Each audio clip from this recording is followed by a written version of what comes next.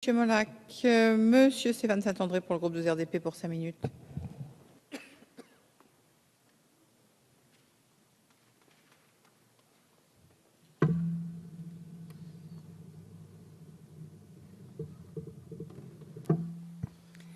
Madame la Présidente, Monsieur le Ministre, homme libre toujours, tu chériras la mer. La mer est ton miroir. Tu contemples ton âme dans le déroulement infini de sa lame, et ton esprit n'est pas un gouffre moins amer. En ces temps solennels de défense de la liberté, et à l'occasion du débat passionnant sur la politique maritime de la France demandé par nos collègues du groupe UDI, nourrissons-nous de Baudelaire qui invite l'homme libre à chérir la mer fascinante par son infinitude, la mer à notre image, miroir où l'homme regarde son double comme un frère à la fois jumeau et ennemi, la mer où l'homme regarde son double comme l'infini toujours possible de sa liberté. Pourtant, aussi transcendante que soit la musicalité ou le symbole, la science et le développement des transports comme l'exploitation des ressources nous amènent à contredire aujourd'hui le poète. La mer toujours recommencée de Paul Valéry n'est plus. L'infini, l'inépuisabilité des ressources comme la pérennité des libertés maritimes ont pu être justes au temps de Baudelaire ou Valéry, des temps pas si lointains. Elles sont désormais complètement dépassées. La mer n'est plus recommencée, les ressources halieutiques s'amenuisent, les pollutions s'aggravent. La mer est de moins en moins un espace de liberté, et les États tendent même à revendiquer des espaces maritimes jusqu'ici laissés à la liberté, de la mer de Chine au détroit du Sud et du nord d'Ormuz au passage du Nord-Ouest. Plus généralement, le droit maritime qui s'est fondé sur l'affirmation de la primauté de la liberté des mers, au sens où l'entendait Grotius, s'oriente maintenant vers une extension du domaine d'exclusivité des États. Même si les États-Unis, première puissance maritime du monde, n'ont pas encore ratifié la Convention de Montego Bay et une réglementation croissante de la haute mer. Pourtant, ni le droit, ni l'organisation économique n'ont pu rattraper les faits, et ils restent encore embryonnaires par rapport aux enjeux.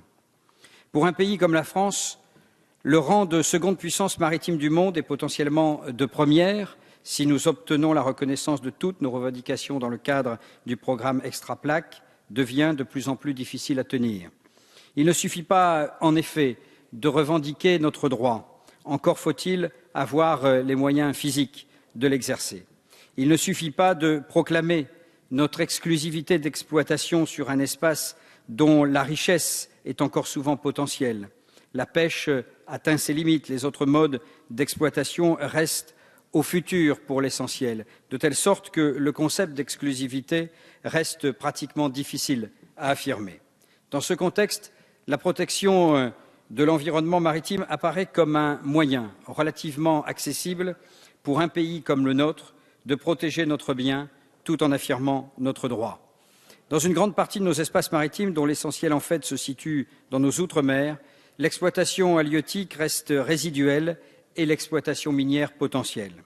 Ainsi, la protection de l'environnement reste le moyen le plus accessible de manifester notre présence tout en préservant nos ressources futures et en améliorant notre connaissance du milieu. Notre stratégie doit constituer à étendre considérablement la protection sans compromettre, bien au contraire, le développement.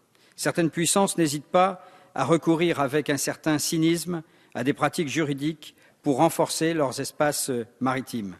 Ainsi, quand le Canada fait de l'île de Sable un parc national, parce que dans le conflit ancien est toujours recommencé qui nous oppose du fait des revendications de Saint-Pierre et Miquelon, c'est un moyen commode d'affirmer un droit par lequel on soutient que la ligne de base est avancée de dizaines de milles marins par rapport à la côte correspondante.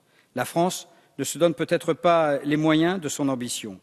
Nous renonçons sans résistance à nos droits en mettant en avant un intérêt diplomatique. Nous avons, pour des raisons restées mystérieuses, renoncé de facto à la zone économique exclusive à laquelle nous avons droit au titre de l'îlot de Clipperton, pour lequel la validité juridique de notre titre ne saurait être contestée depuis l'arbitrage international rendu à titre définitif en 1931. Pire encore, Alors même que le gouvernement, à la signature de M. François Fillon, alors Premier ministre, à la demande de plusieurs députés aujourd'hui membres du groupe RRDP, avait déclaré aux Nations Unies son intention de déposer un dossier d'extension du plateau continental, alors même que les études menées par l'IFREMER ont incontestablement démontré la validité de nos titres sur le plan scientifique, alors même qu'aucun obstacle juridique ne saurait naître d'un arbitrage intervenu précédemment, puisqu'il excluait explicitement cette question, le gouvernement et plus particulièrement notre diplomatie restent hésitants à déposer le dossier de demande d'extension du plateau continental. Ainsi, au nom des députés du groupe de RDP, et dans le temps qui m'est imparti, je profite de cette tribune et de ce débat pour exprimer cette revendication légitime que nous portons avec constance. Sachez, Monsieur le ministre, tout en rendant hommage à tout ce qui a été engagé par votre prédécesseur, Frédéric Cuvillier, que nous serions heureux de vous voir poursuivre cette évolution de notre doctrine afin que la seconde puissance maritime au monde se dote d'une vraie politique maritime intégrée et se préoccupe avec plus de fermeté et de la gestion politique et diplomatique de ses droits en mer. Merci.